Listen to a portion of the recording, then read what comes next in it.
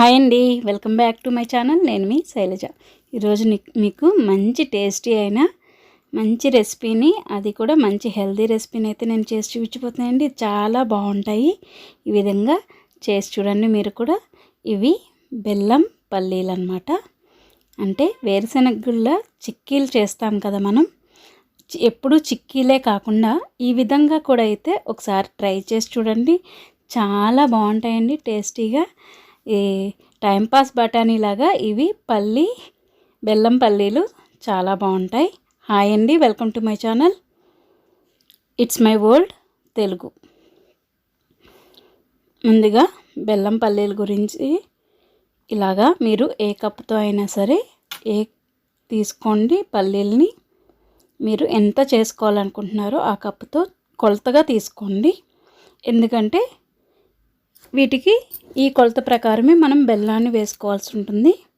అందుకని వీటిని dry రోస్టే stove వెలిగించుకుని బాండీ పెట్టుకుని చక్కగా మనం ఎన్ని తీసుకున్న పల్లీల్ని వేసుకుని శుభ్రంగా డ్రై రోస్ట్ చేసుకోవాలండి. బాగా వేయించుకోవాలన్నమాట, దోరగా, పచ్చి లేకుండా, అసలు పచ్చి లేకుండా బాగా వేయించుకోవాలన్నమాట దోరగా. ఈ పల్లీల్ని ఇలా బాగా వేయించుకున్నాక మనం ఇలా ప్లేట్లోకి తీసేసుకుని అదే బాండీలోకి కొంచెం ఒక అర గ్లాసు నీళ్ళను పోయండి. ఎందుకంటే వేడిగా ఉంటుంది కదా మూకుడి, అందువల్ల మాడిపోతుంది బెల్లం వేస్తే. అందుకని ఇలా కొంచెం నీళ్ళను వేసి మీరు ఏ కప్పుతో అయితే పల్లీలను తీసుకున్నారో అదే కప్పుతో బెల్లాన్ని ఇలా చెదగొట్టుకుని వేసుకోండి.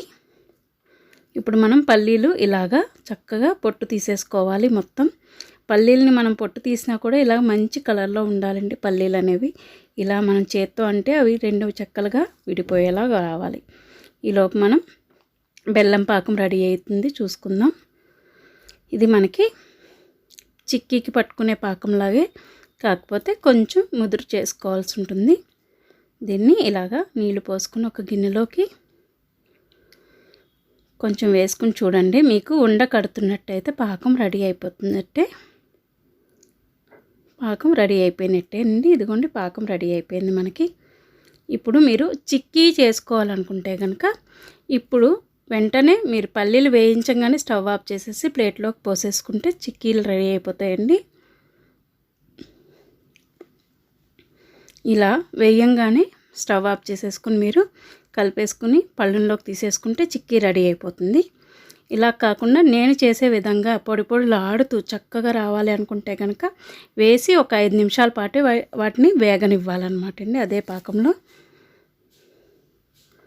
ఇలా మరొక 5 నిమిషాల పాటు వీటిని ఇలాగా కలుపుకుంటూ వేయించుకోవాలి. ఆ పాకంలోనే ఇలాగా ప్లేట్లోకి తీసేసుకుని దీన్ని పూర్తిగా చల్లారనివ్వండి. మనకి ఇవి ఉండ అవ్వవు అన్నమాట.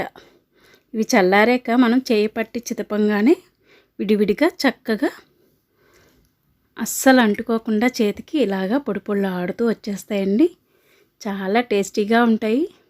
పిల్లలకి ఇలా సరదాగా పొట్లం కట్టించినా కూడా హ్యాపీగా తినేస్తారనమాట. రోజుకి ఒక గుప్పిడే తింటే చాలండి. ఇది మనం వట్టి పల్లీలు తింటే పైత్యం చేస్తుంది అంటారు కదా, అందుకు ఈ విధంగా బెల్లం పల్లీలు కలిపి తినమన్నా పిల్లలు తినరు కాబట్టి మనం ఈ విధంగా చేసిస్తే ఎప్పుడు చిక్కీ కూడా ఇవ్వచ్చు, బలమే. కానీ అదే అంటే రొటీన్ అంటారు కాబట్టి ఈ విధంగా ఒకసారి ట్రై చేసి చూడండి. చాలా బాగుంటాయి ఇవి, చక్కగా చాలా టేస్టీగా కూడా ఉంటాయి. తప్పకుండా అయితే ఒకసారి ట్రై చేసి ఏ విధంగా వచ్చిందో కామెంట్ సెక్షన్లో తెలియజేయండి. అలాగే నేను మరిన్ని మంచి మంచి వీడియోస్ని అయితే చేస్తానండి. ఫస్ట్ టైం కనుక నా ఛానల్ని చూస్తుంటే మీరు తప్పకుండా for more recipes please subscribe my channel. నా వీడియోస్ కనుక మీకు నచ్చినట్టయితే లైక్, షేర్ అండ్ కామెంట్. నేను మీ శైలజ. Thanks for watching.